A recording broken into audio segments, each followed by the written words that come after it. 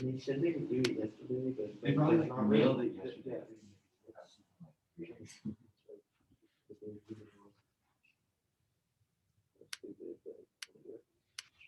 I'm pretty sure account starts already. Oh yeah. And I've seen other schools that even I mean, people from our side that we're gonna get.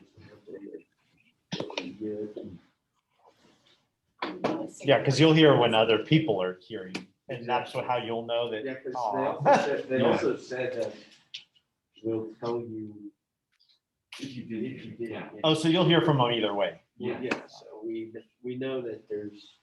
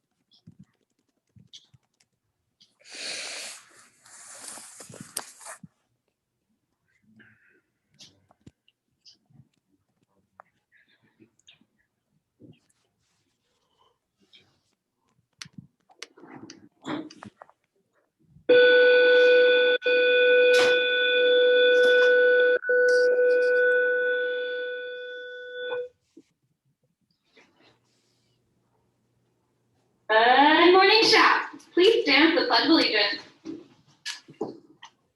I pledge allegiance to the flag of the United States of America and to the republic for which it stands, one nation under God, indivisible, with liberty and justice for all. Now the Texas Pledge. Honor the Texas flag. I pledge allegiance to thee, Texas, one state under God, one and indivisible. Now for a moment of silence.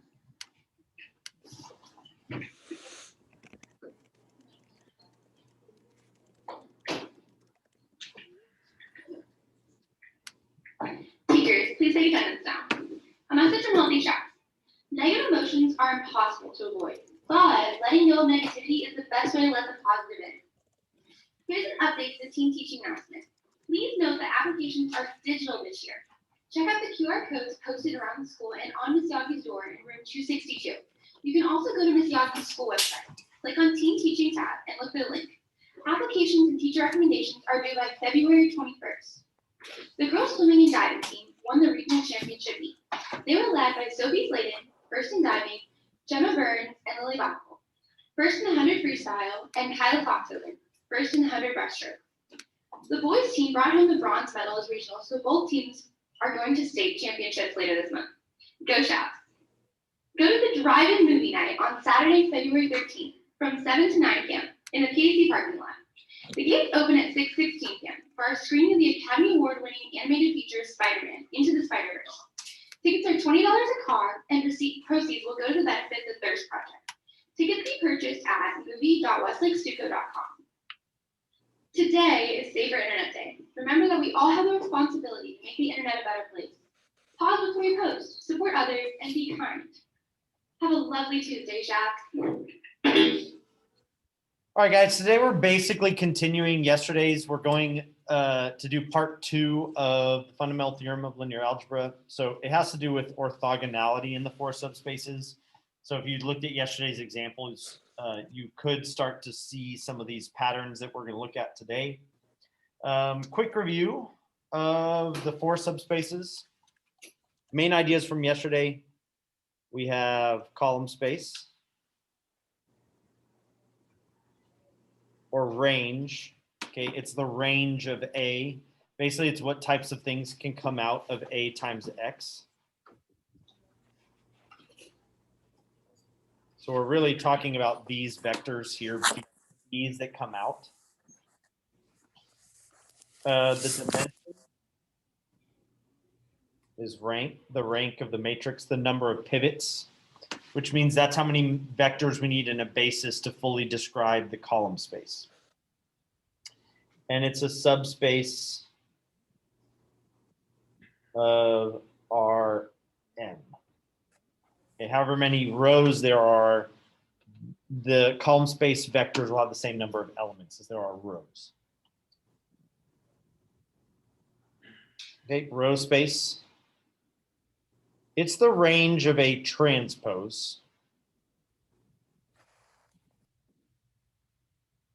You could either think of it as the things that you could multiply from the left. So the row Y times the columns of A, and what types of things would come out here. Okay, it's the range of that, or we call it the range of A transpose because it's the same as doing A transpose Y equals C. Okay, so we're looking for these possible outputs from the transpose of A. Is there any reason why it's like A and Y and C instead of? Just because it won't be the same vector. It doesn't really matter. It's still going to be, Y would be your unknowns, C would be kind of constants and stuff. It's just that they won't, it's to not have it be like this is not the same X as that one, right? It's going to be a different set of variables basically.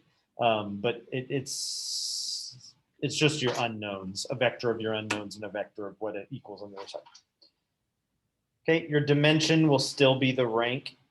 Again, the number of pivots should be the same number of basis vectors as you have in the column space. This time, because of that transpose part, this is a subspace of Rn.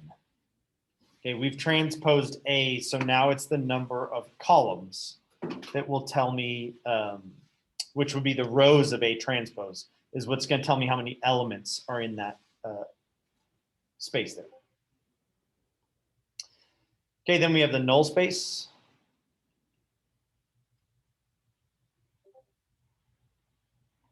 And that's what makes AX equals 0. This time we're talking about these vectors, okay, the inputs. Column space and row space are kind of the range, the outputs. Null space is the things we could put in to get 0. The dimension is n minus the rank. So we count the number of pivots and subtract from the columns. It's basically the free variables. So we find the pivots and the number of columns that don't have one is what's going to give us how many vectors are in the basis for the null space. It's also a subspace of Rn. Okay, and then we have the left null space, which is really the null space of the transpose. Oops. So similar to the row space, you could think of the vectors you'd multiply from the left to get 0. Or you could think for the transpose, what vectors do I multiply to get 0 like I would a normal null space thing, you just transpose it.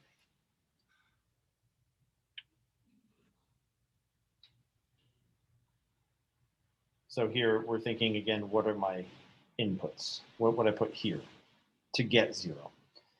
This time the dimension is m minus the rank. And it's a subspace of Rm. Okay, the subspace part is just telling me how many elements should be in that vector, in every vector in the null space or the left null space or whatever. So that's kind of the basic stuff we went over yesterday. This part was the fundamental theorem. Part 1. Basically tell me how many vectors am I looking for? How many dimensions? Is this a plane? Is it a line? Is it all of R3? What does this look like? All right, so the orthogonality part is going to deal with us being able to tell if vectors are orthogonal. This is pretty easy. We hopefully remember the way to tell if vectors are orthogonal. Take a dot product, and you should get 0. So if I want to know if 2 vectors are orthogonal, take a dot product, get 0, they're orthogonal. Take a dot product, don't get 0, they're not orthogonal. And most of today's stuff has to do with that. So you want to make sure that you understand how to take a dot product, which is part of matrix multiplication. So hopefully you can take a dot product. And then if you get 0, it's orthogonal. Okay, entire spaces can be orthogonal to each other. So 2 spaces are called orthogonal if every vector in one is orthogonal to every vector in the other. So think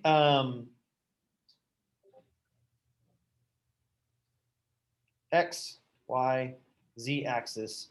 We could say the x-axis is a subspace of R3, right? All the vectors on the x-axis meet the requirements to be a subspace. We could say the vectors on the y-axis are another subspace. Those 2 subspaces are orthogonal to each other because every vector on the x-axis is going to be orthogonal to every vector on the y-axis, or we could choose the z-axis. Or really, you could choose other types of things too, right? We could have like a plane. And every vector in the plane would make a subspace if the plane goes through the origin. And then we could have a line orthogonal to that plane that's also a subspace of R3. So the plane is a subspace of R3, the line is a subspace of R3. All the vectors on that line would be orthogonal to all the vectors in the plane. Okay, so we could come up with subspaces where all the vectors on one space are orthogonal to all the vectors on another. Then we say the subspaces are orthogonal. Just means all the vectors in one are perpendicular to all the vectors in the other. So if I just pick one out of V and one out of W and take a dot product, I should always get 0.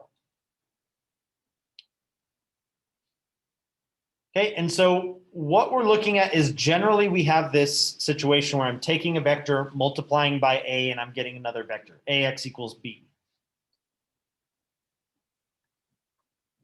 We know B has to be a part of the column space, and we can find our particular solution. AX equals 0 is also a part of that solution. Remember when we got, when we found our solution X, it was a particular solution plus all the multiples of the null space solution. So we'd have like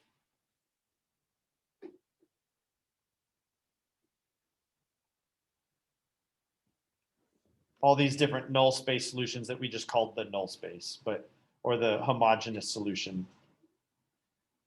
We would say any x that makes AX equals B is just a particular solution plus some of the null space solutions. And so really, if we start looking, all the spaces are involved in this process and what's happening when we take A times X and get this other vector B. The spaces kind of all come into play. And so we'll try and show more of that today on kind of where they're coming from and what's happening there. So first thing is going to be that the row space is orthogonal to the null space. So if you look at the examples from yesterday, where we found basis vectors for the 4 subspaces for several different examples, if I take the ones I found for the row space and the ones I found for the null space, what you should notice on all of them is they're orthogonal to each other. If I start taking dot products, I'll get 0. This to me is the most logical of the 2 sets of orthogonal spaces, because when I'm saying AX equals 0, I'm literally taking dot products of rows of A with the vector X, and I'm getting 0 every time. So that's literally kind of what we're saying is the definition of orthogonal vectors is take the dot product and get 0. Well, I'm dot producting rows of A times X, giving 0. So I'm literally getting all the X's that make that dot product 0. So I'm going to get these orthogonal things when I do that. Okay, every vector in the null space is perpendicular to every row of A, and every linear combination of the vectors in the null space will also be perpendicular to every linear combination of the rows of A. And we can show that that's true, but in general, it should kind of make sense. I'm taking rows times X getting 0, row times X getting 0, row times X getting 0. That means those rows are perpendicular to X itself. Okay, so we could do a quick example to kind of show this. Find a basis for the row space and the null space of A, and show that the entire spaces are perpendicular, both vector spaces. So I'm going to take row 2, minus 2 row 1. And row 3 minus 3 row 1. And I have 1, 2, 3. I'll have 0, -1, -2, and then 0, 0, 0. And so rank is 2, right? I've got 2 pivots, which means I've got 2 independent rows, I've got 2 independent columns that I could come up with a basis for all the 4 subspaces. We only need 2 right now. So we're wanting row space.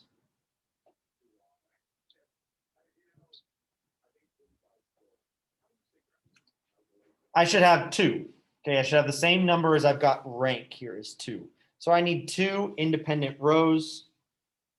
1, 2, 3. 0, -1, -2. Okay, I can choose for row space. I can choose from U or A. They have the same row space. Since all I did was add multiples of rows to other rows to get from one to the other, the row space hasn't changed. I've just taken linear combinations of rows, which should put me in the row space still. So from there, I could choose from A, I can choose from U. Just make sure you're picking 2 independent ones. In U, it should be obvious. In A, it may or may not be, but like don't pick 1 and 3. Okay, 1 and 3 are not independent. They're multiples of each other. Okay, but in general, just try to make sure if I've got supposed to be finding 2, you can pick 2 independent ones from A or 2 independent ones from U. U is usually the easier one to see. Okay, for null space, I should have 1, right? I have n minus r. So 3 columns minus rank of 2 gives me 1. I also have 1 free variable, which is where we're also finding this. So do what we did on the last test. My free variable is x3. I'll set that equal to 1. And then I'll just solve ux equals 0. So I'll have negative x2 minus 2 gives me 0, which means x2 would be -2. And then I'll have x1 minus 4 plus 3 gives me 0, which means x1 should be 1. And so I'll have a basis of 1, -2, 1. And like we should be able to see right away, though, if I take that null space basis vector in either of the rows, I'll get 0 if I take a dot product. Or I'll have 1 minus 4 plus 3, and I'll have 0 plus 2 minus 2, and you'll get 0 both times. Okay, your null, any of them, you could have gotten multiples of those. Those are not the only ones, but picture the row space here is a plane in R3. It's a subspace of R3. Why? Because there's 3 elements. Okay, so I'm in 3-dimensional space. The row space makes a plane.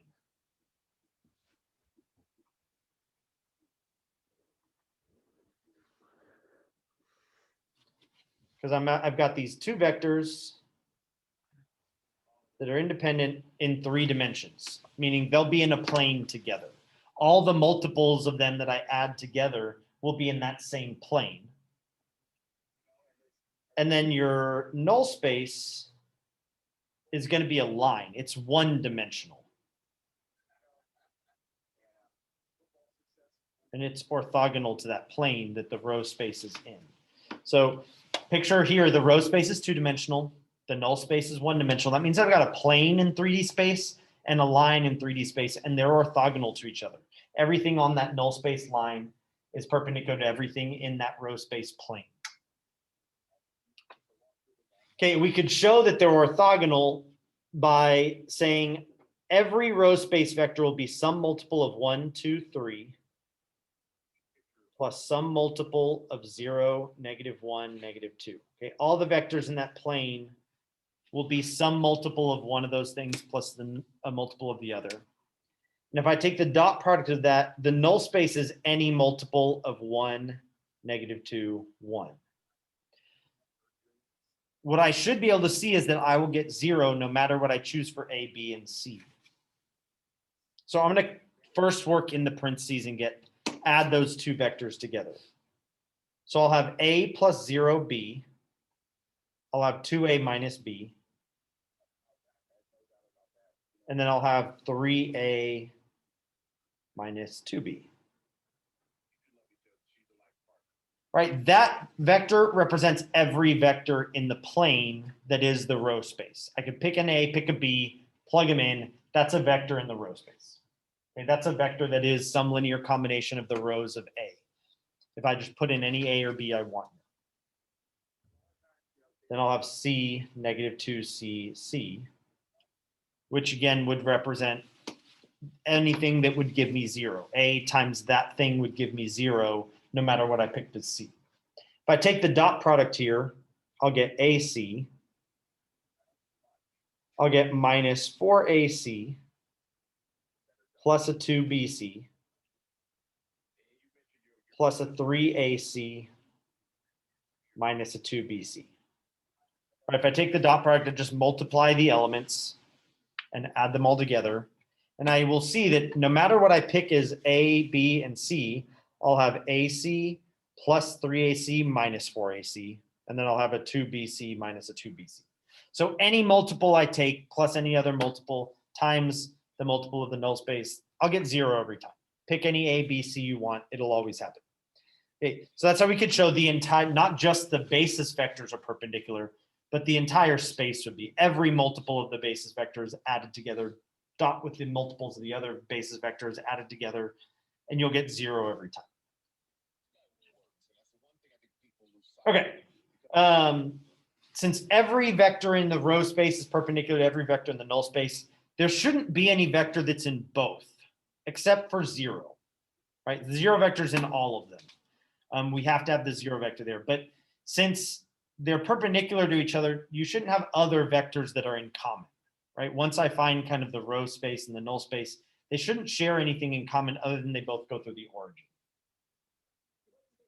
And that's true of any orthogonal vector spaces. No other vectors are orthogonal to themselves.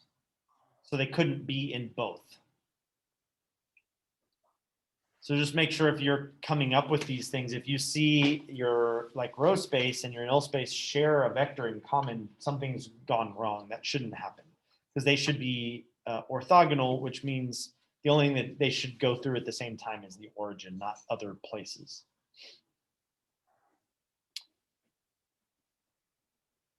All right, the other one is that the column space is orthogonal to the left null space.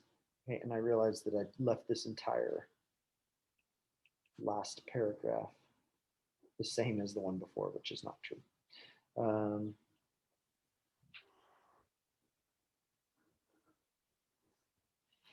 Okay, so the column space and the left null space are orthogonal. This one's not as obvious because we're of the way we multiply here is not the way we're normally doing it.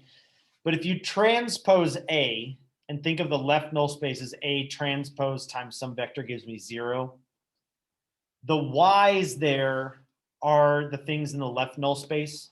And so think we're taking the rows of A transpose times y and getting 0. Well, the rows of A transpose were the columns of A. So we're really taking the columns of A times the vector y and getting 0. So for the same reasoning as the last one, since that column times y, column times y, column times y gives me 0 every time, it means the columns of A and the y's are orthogonal to each other. Okay, so you could either think this row times the columns of A, which is what would happen if we'd multiply on the left. We'd have a row times column, row times column, row times column, we're getting 0. Or here, think of the rows of A transpose, which are the columns, times y give me 0. Either one is fine if you want to kind of like rationally think of why this is happening. We're choosing y's that make the product of columns of A and y 0. So we're choosing y's literally that are orthogonal there. Every vector in the left null space is perpendicular to every column vector of A. Every linear combination of the basis of the null space is perpendicular to every linear combination of the columns. So we could do the same thing as we did in the last one. You could come up with a basis for the column space, a basis for the left null space, and you could show the same thing, that when we take the dot product, we'll get 0. I'm not going to do that, but you could. You'll see that it happens.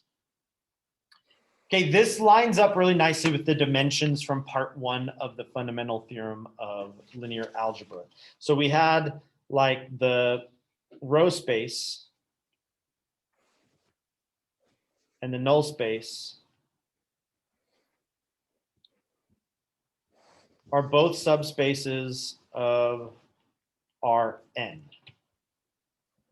Okay, the dimension of the row space is R. The dimension of the null space is n minus R. If we combine them, we'll have R plus n minus R, we'll have n. So if we combine them, we'll have a basis for all of Rn. So I use examples from R3 because it's easiest to picture, but remember we had a example where we had the row space was a plane, and then the null space was a line perpendicular to that plane. So think I could graph anything in 3D space by moving along the plane and then moving in the direction of that line, right? Just like the XY plane and the Z axis. That's literally, we can get anywhere in space by moving along the XY plane and then in the direction of the Z axis. I can get anywhere. Same thing here. I can move in the row space and the null space and get anywhere in Rn. So if Rn happened to be three-dimensional, you could picture it like this, a line in a plane. If it was four-dimensional, it might be harder to picture. Two-dimensionally, you might have a line.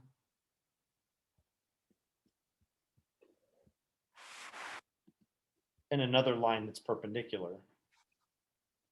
And think like the XY axis. The only difference is it may not be vertical and horizontal, right? It may be like you took the XY plane and the Z axis. If we tilt it, you can still graph anywhere in space that you want.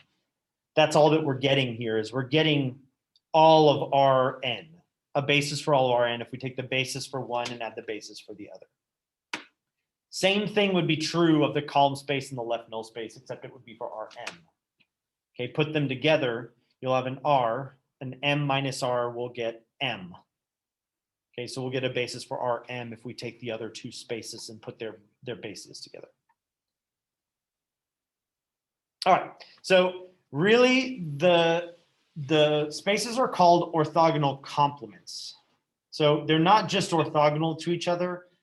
One contains all the orthogonal vectors to the other. So the row space and the null space are orthogonal complements, meaning it's not just that the row space and null space vectors are orthogonal. Every single vector that's orthogonal to the row space will be in the null space. Every single vector that's orthogonal to the null space will be in the row space. It's like in 3D,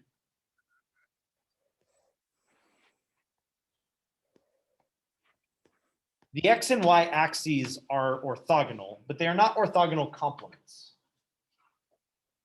Right? If I want the orthogonal complement of the X axis, I want to think I've got all these vectors in 3 dimensions. Where would all the vectors reside that are orthogonal to the X axis? Not just on the Y axis. It would be something like the X axis and the YZ plane, for example. So that's the difference between just being orthogonal. The X and Y axis are orthogonal. They're not orthogonal complements in 3D because there are vectors that would be perpendicular that would be in the XY plane. Would also be perpendicular to the X axis. So when we say orthogonal complement, we want all the things orthogonal in that space, not just some of them. And so the row space and null space are actually orthogonal complements, which means if I know some of them, I can figure out the other ones by just finding more of the orthogonal ones. Same with the column space and the left null space. They're orthogonal complements of each other. And I'll show you in an example what I mean by we could figure out some of the other ones just by finding those. But you would think the same idea. If the row space was the x-axis, the null space would be the YZ plane. If you're in 3D, if you're in R3. If the column space was the XY plane, the left null space would be the Z-axis.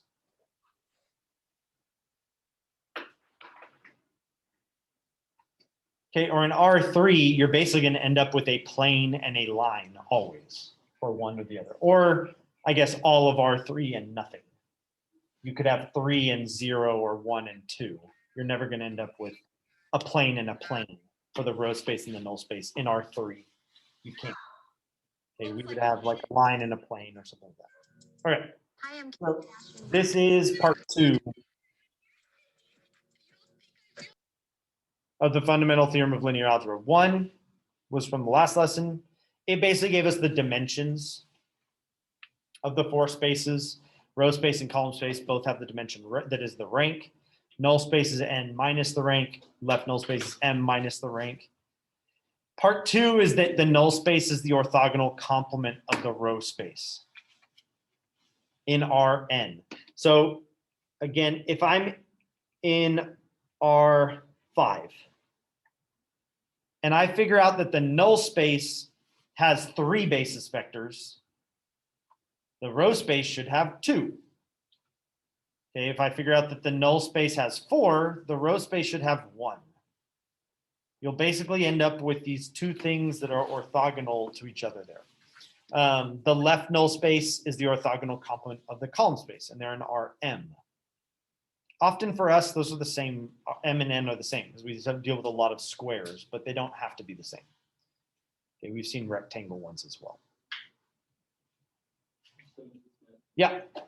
So like in the XYZ plane, their complements if there's a plane and a line. So that's like 2 and 1 adds to 3. Yeah, so like in 3 dimensions, you'll have either a plane and a line that are perpendicular, or you could have a situation where like the row space is all of R3 and the null space is just 0. So you could have a 3-dimensional and a 0-dimensional thing, or you could have a 2-dimensional and a 1-dimensional thing in R3. So that's the same for like R5, but we just can't visualize that. Yeah, you can't visualize an R5, but you could have like 5 and 0. You could get 4 and 1. You could get 3 and 2. Yeah, exactly. It's just hard to visualize what that would mean. It's like planes and lines, but 5-dimensional things. But you have basically 2 things that are perpendicular. Add their dimensions up, and you should get the total thing. Yeah. Okay, so what this really means, every x can be split into a row space component and a null space component, which is what we've already done. Okay, that was what we were doing when we did the particular solution plus the homogeneous solution. The particular solution was in the row space. Okay, and then the homogeneous solutions were in the null space. And then if I put them together, I could get any x that I want. So we'll have, again, picture that if I had kind of my row space here, and then I had my null space here. If I've got some vector x,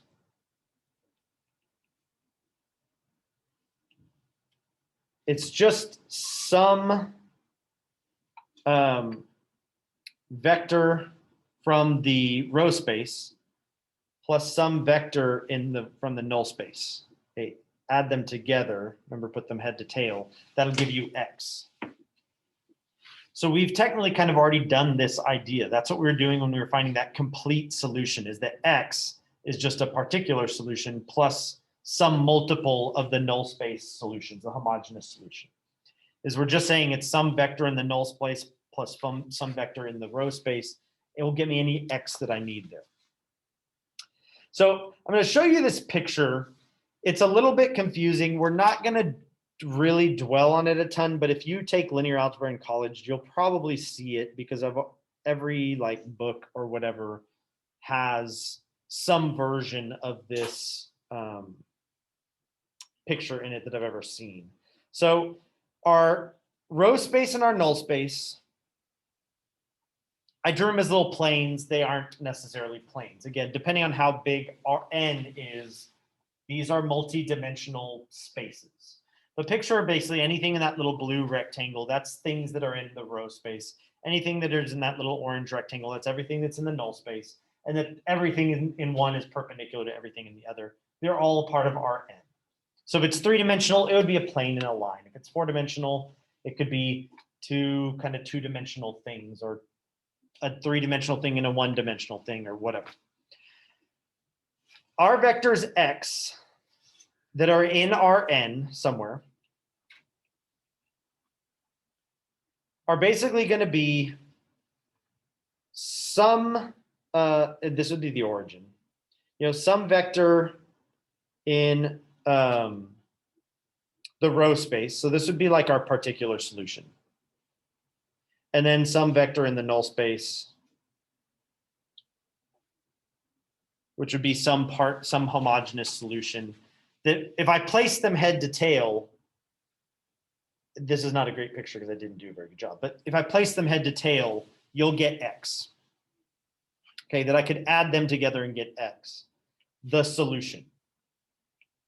When we do A times X, what we're doing is a transformation. We're going from Rn to Rm, right? A times X takes, say I was 3 by 2. It'll take a two-dimensional vector and it will transform it into a 3-dimensional vector. Right? I'd multiply by 2 by 1 and I will get a 3 by 1. B is over here in the column space. So when I take X and I multiply by A, it's transforming it into B, which is in the column space. It's a part of our M. Really, if I take A times XP, I'll also get B. It'll point me in that same place. If I take this, if I take A times XN, I'll get 0. It'll put me here. I'll get a 0 from Rm. It'll still do that transformation. It'll just put me at the origin. The transpose operations are what would take you back the other way. That would take you from Rm back to Rn to your original locations. So that's why we do a lot of this direction from the row space, null space, moving over and finding the B's. If we did the transpose operations, that would be taking our solutions in Rm and moving them back to the 3-dimensional space. So eventually we'll talk a little bit about some transformation stuff. That's what this is. We multiply by A and we're transforming those vectors. So think like projections. That's a transformation from R3 to R2, for example. You could take a projection of a 3-dimensional vector into the XY plane. We did that last semester. That would be a transformation, and we'll actually use stuff like that as well. But these are just transformations that we're taking these vectors and moving them over. And what we're finding is that our X, we can take an XP, which puts us at B, and an XN, which puts us at 0, add them together, and I'll be at B still. But that's kind of what we're seeing here is we're starting to put the relationships together. And it's a lot in this picture. Like if you looked up videos on YouTube to try and help get an explanation, they'll probably show you a picture very similar to this. Or if you look in any linear algebra textbook, they'll show a picture similar to this to try and relate some of the different spaces. Okay, types of questions you could ask or answer. Say we have a matrix, n is 3, meaning 3 columns, 2 rows, r is 1. We should be able to then say, I know how many vectors are on a basis for the row space. Okay, it's the same as the rank. The null space, it should be n minus the rank, so it should be 2. Which is why we're in a subspace of Rn. So both of these are subspaces of R3. But notice I put them together, and I'll have a basis for R3. Okay, I take my little subspace. Again, I would have a line that's the row space. This time I'd have a plane that's the null space. Put them together, I'll have a basis for R3. Everything in R3 is some multiple of that null space plus some multiple of that row space line there. So those numbers should always add up to whatever n is because of how we can find them. Okay, so we'll get a basis for all of our n from the row space, the null space. So meaning like, again, in 3D space, linear combinations of my row vectors and my null space vectors from my matrix of my 3 columns should give me any vector I want in 3D space.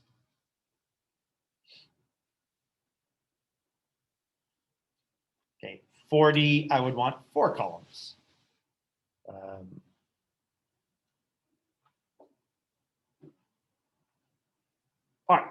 So these things are all equivalent ideas. N linear, and this will help on the homework because some people are kind of struggling with these types of questions. If I have n linearly independent vectors in Rn, it will span Rn. So meaning I have 3 independent vectors in R3, meaning there's 3 elements. That's what all it means to be a part of R3. They will span all of R3. If I have 4 independent vectors from R4, they will span R4. If I have less, they will not. Okay, like 2 vectors from R3 can't span R3. They can span a plane in R3 or a line in R3 if they were dependent. Any n vectors that span Rn will be independent. So if I have 3 vectors, they do span R3, they must be independent. Okay, 3 vectors that span R3 cannot be dependent vectors. They will be independent. N columns with n elements are independent when they span Rn. Then they'll span Rn, sorry. So usually that's how I'd answer the question is I'd put them as columns of a matrix and verify that they're independent. So 5 columns with 5 elements each will span R5 if those 5 columns are independent. So to span R2, I need 2 independent vectors. R3, I need 3. R4, I need 4. In R2, I can't have 4 independent ones. Once I get 2, anything I add after that will make them a dependent set. They'll be just combinations of them. Okay, so do these vectors span R3? What I would try and verify, are they independent? So I would put them in a matrix, 1, 1, 1, 2, 3, 4, 5, 2, negative 1. And then I would just see how many pivots there are. Pivots will tell you basically how many of the columns or rows are independent. So subtract row 1. And I get 1, 2, 5, 0, 1, negative 3, 0, 2, negative 6. Okay, and already you should be able to tell you're going to get a dependent row here. Right, if I subtract 2, row 2, 1, 2, 5, 0, 1, negative 3, 0, 0, 0. So I have 2 pivots, which really means I have 2 independent columns. So my 3 columns were not independent. 2 of them are, the first 2. Okay, my pivots are in column 1 and 2. I know those 2 columns are independent. The third is a linear combination of those 2. The third is in the same plane as those 2. If I were to graph all 3, they all are all in the same plane together. So it would be no. Okay, I need 3 independent ones. I only have 2. So I can span a plane in R3, but I can't span all of R3. My third one is in the same plane. It's not going to give me the third dimension that I need. Does that mean they span R2? It doesn't span R2. It spans a 2-dimensional plane in R3. We can tell it's not R2 because I don't have zeros here. I can get non-zero z's. Okay, it doesn't span R2, but it spans some plane in R3 where I can get non-zero x's, y's, and z's. It goes through the origin, but I'm getting, and then some third one that's just a multiple of the others added together. It's not necessarily R2. It would be R2 if that third row were zeros from the beginning. My vectors were only going to give me x's and y's and 0 z's all the time. But since it's not specifically R2, it is a 2-dimensional subset of R3, meaning a plane, not the XY plane this time. We could find that plane using the same stuff we did in multivariable calculus. We could take a cross product, get the normal vector, and get the equation of the plane if we wanted to. Okay, these ones will. I literally just changed one number, meaning I knew that by changing one number, I would not get a row of zeros at the end.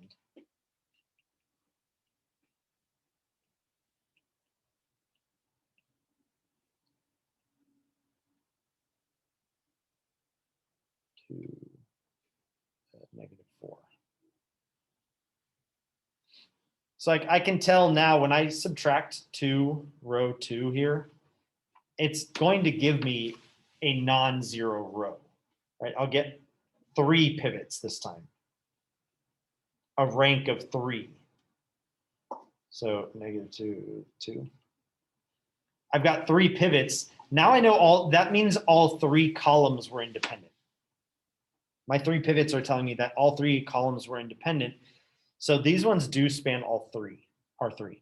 Okay, they're not orthogonal to each other. They won't make a nice like XY plane and a Z axis, but it'll be some sort of plane. And then some sort of vector that's not on that plane.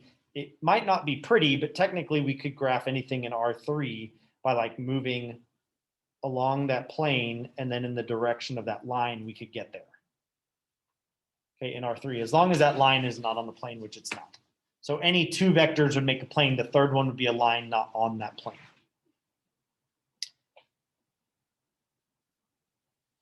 Okay, if the basis, and I meant to say I have a 3 by 3 matrix. If the basis of the column space is 1, 1, 1 and 2, -2, 4, and I've got a 3 by 3 matrix, what is the basis of the left null space? So column space, if this is a basis, we know the rank is 2 because I've got 2 vectors in a basis of the column space. Normally for our null space, we would take n minus r, which in this case would be 3 minus 2. We're looking for 1. It should be the orthogonal complement. So basically that plane that contains those 2, we want the one that's perpendicular to that. We can use cross products. Even without the matrix A, I can use a cross product to find what would be normal to those 2, what would be orthogonal to those 2. Okay, so I could take those things and do the cross product. So I'll have 4 minus a -2 is 6. I'll have 4 minus 2, switch the signs, it'll be -2. And I'll have -2 minus 2 is -4. This would be a basis for the left null space. I know I only need 1 that's orthogonal to both of the others. The others make a plane. This would be the line perpendicular to the plane. And you could verify it, right? Take the dot product. I'll have 6 minus 2 minus 4, which is 0. And then I'll have 12 minus a negative, I'll have 12 plus 4. And then minus 16, which is also 0. So this would be a basis for the left null space. Literally just find what's perpendicular. We've done that before. Stuff like that may come back up. So just to remind you guys that we can do that. Going the opposite direction is actually a little easier. So again, I have a 3 by 3 matrix. What if we know the null space has one vector in the basis? So null space is n minus r. So we have 3 minus r is giving me 1, which means r is 2, right? Which is telling me I should have 2 row vectors in a basis. So if I'm in 3 by 3 again, I should have 3 total. So if I've got 1 there, I should have 2 others in the basis of the row space. Literally come up with 2 independent vectors that when I multiply will give me 0. So like 5, -5, 0. Right, that should be in the row space because the row space contains every single thing perpendicular to 1, 1, 1. So just come up with 1 that'll give you a dot product of 0. That's going to be in the row space. Now come up with a different one that's not a multiple of that one, something that's independent. So you could do like 2, -1, -1. Right? That's not a multiple of that first one, but it will also give me 2 minus 1 is 0. So there's my basis for the row space. Okay, I could come up with a bunch of them. The other ones I come up with, there'll be some linear combination of these 2. So like 1, 0, -1. That's another one you could have used. It's just a linear combination of these 2. It's going to be in the same plane. Okay, we just have a couple minutes left. If you guys have questions, if you do not, I'll see you guys tomorrow. That's the last lesson on the problem set due this week. So you guys should be able to finish that. And someone told me, wait, was that this class? Someone told me I didn't have the answers up. I'll put the answers up. I think I forgot to. But otherwise, you guys have a good day, and I'll see you guys tomorrow. Thank you. Thank you. I did have a quick question I wanted to ask. Okay. So for the basis of the row space, the row space has to be perpendicular to the or orthogonal to the null space, right? Or the basis of the row space. Yes. So when you came up with those vectors, were those just like random numbers, or does the cross product of those vectors, is it like orthogonal, I guess? Or So I don't know. I I'm was just basically, all I was trying to do was come up with things that, what would I multiply by 1, 1, 1, and add together and get 0? Every single thing that does is in the row space. So I just thought, well, I could do the first and second number with different signs. I could have done like 1, 0, -1. I could have done 0, 2, -2. You know, those should all be in the row space because the row space should literally contain everything orthogonal to the null space vector. All I need is 2 of them that are independent.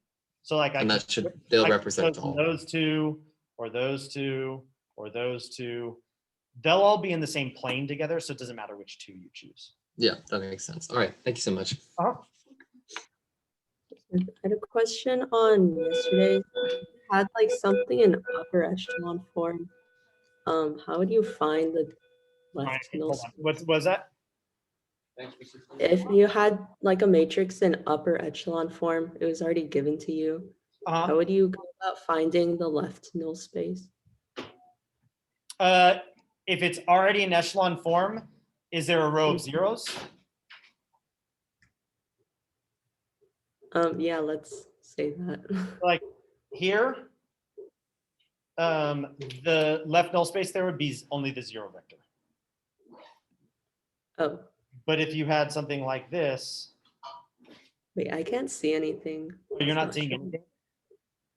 Can you see any screen at all? Oh, wait, okay, there it is. So like I'm doing the red over here. Let me just move over here. If you had something like this, can you see that? Yeah, I can. Okay.